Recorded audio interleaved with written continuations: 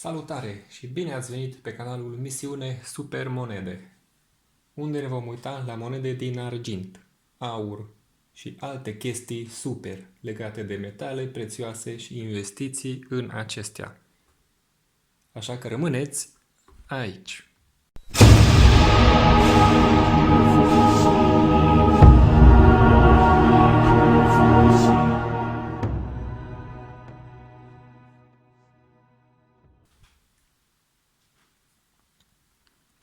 Să continuăm, deci, cu moneda care începe o misiune importantă aici. Superman Maple Leaf.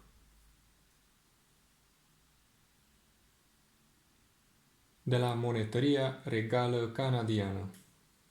Această monedă este foarte cunoscută în lume, după binecunoscutul film care a debutat încă din anul 1938.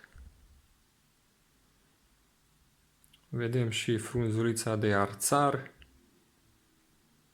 specifică acestei țări, fiind și o măsură de siguranță împotriva falsificărilor. Este o monedă din argint pur, vedem și marcajul 9999, semnificând puritatea argintului. Și are o greutate de o uncie, adică 31,1 grame. Pe aversul monedei o avem pe Maiestatea sa, pe Regina Elisabeta II,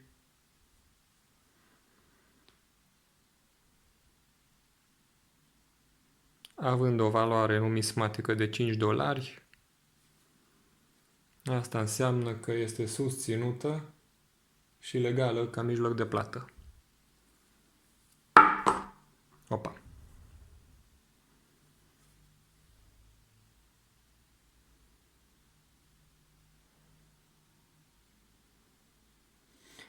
Ele au fost bătute în anul 2016 într-o serie de 1 milion de bucăți.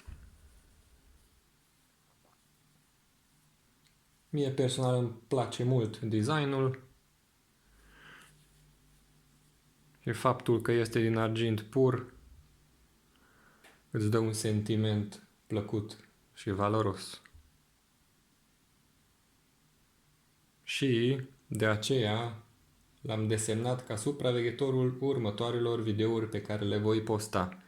Așa că va rămâne în colțul ecranului aici, unde puteți să dați și subscribe. Ok, deocamdată atât.